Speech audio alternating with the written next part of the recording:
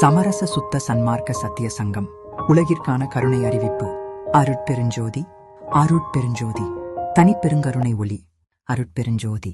1872 ஆண்டு ஜூலை மாதம் 18ஆம் நாள் அருட்பெருஞ்சோதி ஆண்டவரின் திருவுரை திட்டத்தின்படி வள்ளலார் அவர்கள் நிறுவியதே சமரச சுத்த சன்மார்க்க சத்திய சங்கம்.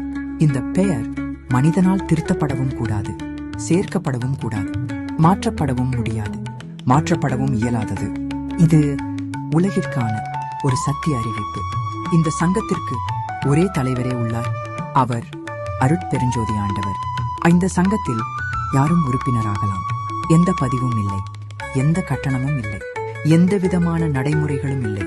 ஒரே அடிப்படை நெறி, ஆன்மநேயத்தின் கோட்பாடு, அதாவது எல்லா உயிர்களிடத்தும் அன்பும் கருணையும். இந்த கருணை சாதியை தாண்டியது, இனத்தை தாண்டியது, மதத்தை தாண்டியது, நிறத்தை தாண்டியது, மொழியை தாண்டியது. இந்த கருணை மனித குலத்துக்கே மட்டுமல்ல, எல்லா உயிரினங்களுக்கும் பொதுவானது. அனைத்து ஜீவராசிகளுக்கும் அருட்பெருஞ்சோதி எனும் உச்ச அருளொளியின் படைப்பிலிருந்து இந்த சன்மார்க்கம் உலகிற்கு வெளிப்பட்டது.